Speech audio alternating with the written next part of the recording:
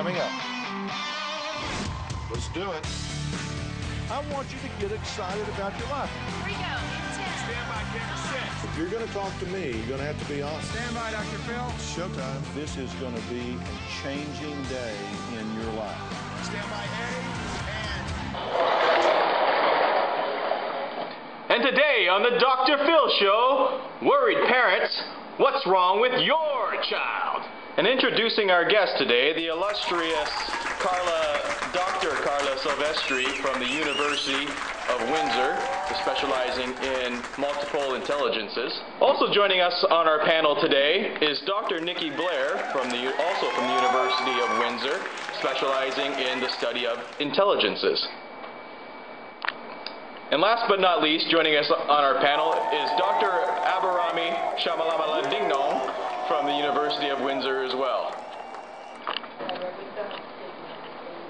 And this is directed to Dr. Nikki Blair. What is the history behind intelligence? How exactly is it measured? Well, intelligence is measured in many different ways. How a child retains info is a way of measuring intelligence. The vocabulary that is used by a child. Picture completion, how a child decodes something. Your child may be just developing certain skills.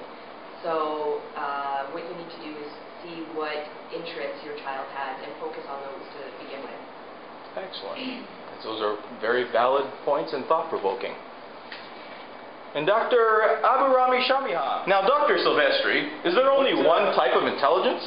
There certainly is not. There are up to 8 different types of intelligence, according to Gardner. His theory states that children can think logically or mathematically, so they work better with numbers, math problems, things like that. Linguistically, so with words, writing, language.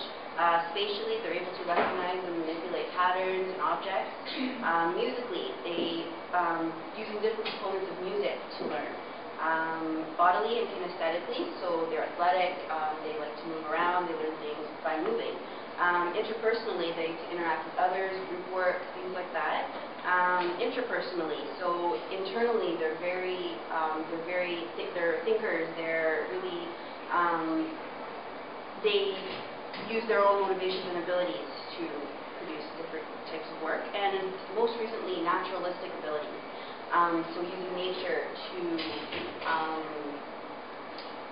nature to kind of feel the environment around them and learn that way and things like that. So there are so many different ways that children can learn. So I don't think that being different in his abilities or anything like that there's any sort of problem. He just has to find what works for him or her. Now, Worried in Windsor is worried about her child. When he's not achieving in different areas, should we just let him quit and move on? I don't think you should let your child quit. Like when Becky had said, be on the ice every single day. A child should be, not pushed per se, but they should be able to be given different opportunities, different ways to try the same activity.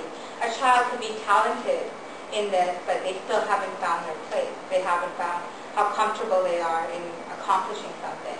But as soon as they find a certain way to complete something, then they have that talent within them. So I think that the mother shouldn't be so concerned, that she should just find ways to bring out other talents that this child might have. And just a clarification, my last name is actually Shanmugalingam, and it's all right, you're just learning how to say my name. I'm sorry, I'm very tired. I was just counseling Lindsay Lohan last night. I just flew in at 4 in the morning. Oh, that's all right. I totally understand. Well, I'd like to thank my distinguished panel for joining us today and your valuable insights. Hopefully we have been able to help out Worried in Windsor to deal with